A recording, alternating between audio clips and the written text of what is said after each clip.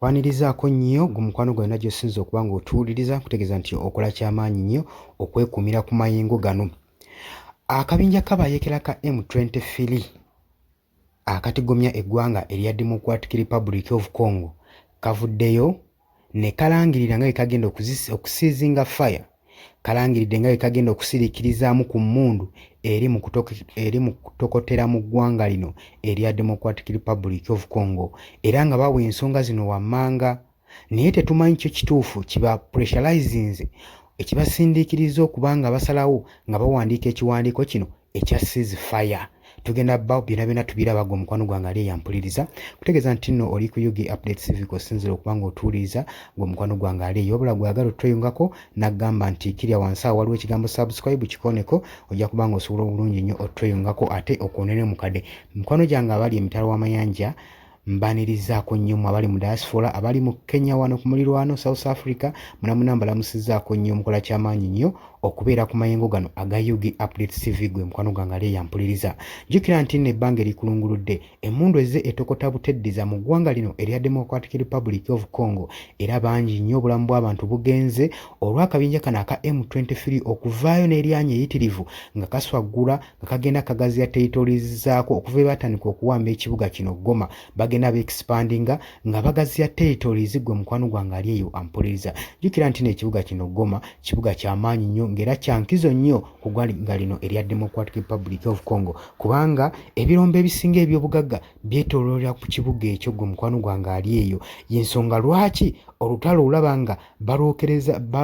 balwana boolekera okuwamba amambuka ago gonna era juzi bava ne balangirira ne bagamba nti nno missoni yaabwe eddako tebagenda kubanga bava mu kibuga kino Goma okujjako okulumba ekibuga kirala kibayita Kinshasa nakyo basobole okuba nga bakyeddisa basobole okuba nga bakigattako. Munnange nno ensonga bano zibawa ng'oba ozitunuddemu oyinza okugamba oba abasajja bano kiki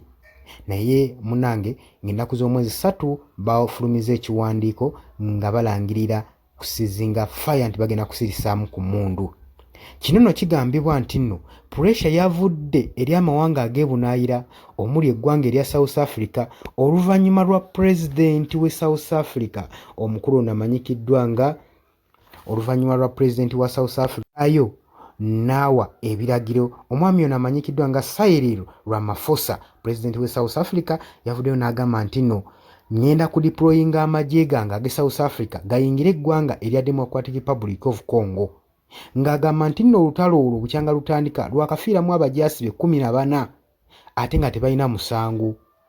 era n'agamba nti singa Paul Kagame w'ekigali Rwanda tajjaayo majeege na buyambi bw'ateeka mu kabinja kano aka M23 bagenda kubanga basalako eggwanga erya Democratic Republic of Congo. Si yekayika yatadde bano ku pressure wabula n'eggwanga ma western countries omuli nga UK ne US. UK yavaayo n'erangira n'egamba nti negenda kusalako obuyambi bonna bibaddeewo eggwanga lino erya Rwanda olw'ensonga nti Rwanda kigambibwa nti nno erina omukono gw'amaanyi nnyo mu kabinja kano akabayekera aka M23 newankubadde Kagame yavaayo n'abyesamba n'agamba temunsibaako matu ga mbuzi kundiisango naye okusinziira ku kitongole ekya United Nation kyo kivaayo nga kikakasa bulungi kigamba nti nno eggwanga eryeri wano okusinziira ku surveillance zaabo ne satellite ebalaga bulungi nti Paul Kagame ono y'omu kubafujjirira abawa obuyambi akabinja kano aka M23 kasobole okuba nga katigomya abantu b'eggwanga lino erya Congo saako n'okumala emirembe mu ggwanga eryo gwe mukwano gwange ali eyo ampuliriza. Kakati abayeekera ba M23 nga basinziira mu musajja waabwe Lawrence Kanyuka ono nga ye spokesperson w'akabinja kano aka M23.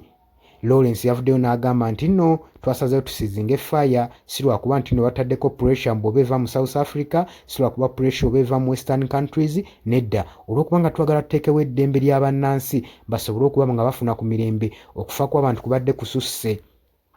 Bagambye nti nno ekibuga Goma kyo kikyali mikono gyaffe naye balangiridde okuba nga basirisaamu ku mmundu basooke bagendeko mu nteeseganya gwe mukwano gwange ali eyo ampuliriza.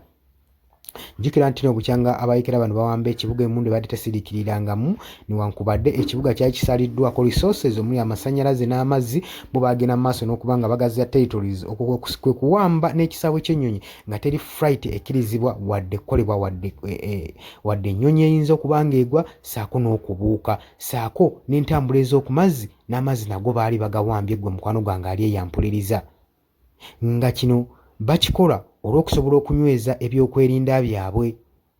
Kaakati nno bannansi b'eggwanga lino erya Congo baali basobeddwa era ne kaakati bakyasobeddwa engeri gye bayinza otoloka mu territories ezo kubanga ekisaawe ky'ennyonyi kyasibibwa saako n'entambula ez'oku mazzi zaasibwa tebalina ngeri ki gye batoloka mu kattu ate ng'emmundu etokota buteddiza gwe mukwano gwange ali eyo ampuliriza. Osanga nga abayekera bano aba M23 bavuddeyo ne balangirira okusizinga fire nti bagenda kusiriikirizaamu ku mmundu osanga bannansi b'eggwanga eri abamu banaafuna ku mirembo abamu banaafuna ne chansi esobole okuba nga batransportinga okuba nga beetegula ekibabu basobole okuba nga bafuna ku bubwewero gwe mukwano gwange ali eyo ampuliriza. Naye kino kye tulinze okulaba bagambye okutandika ne January ng'ennaku z'omwezi 14 balangirira nti season fire weegenda okuba nga etandika okusobola okuteekawo obuweerero gwe mukwano gwange ali eyo ampuliriza. Ngolowooza kino kinakkakkanya olutalo luno olugenda mu maaso mu kibuga ekya Goma. Jangu mu comment section, jangu liking, jangu sharing, jangu osubscribing. Gwagala otweyungako nagambye kirira wansi olwo ekigambo subscribe kikooneko okonene mu kade kijja kubanga osobola bulungi nnyo tweyungako obeere ng'ofollowinga buli ekigenda mu maaso. Abali emitala w'amayanja mbaanirizaako nnyo mwebale kwekumira ku mayengo gano mikwano gyange mwena mwena abali eyo mukola kyamaanyi nnyo okubeererawo omukutu guno. Mbategeeza nti nno tugenda kuba nga tukomawo era temuva ku Yugi Update TV. Mweraba.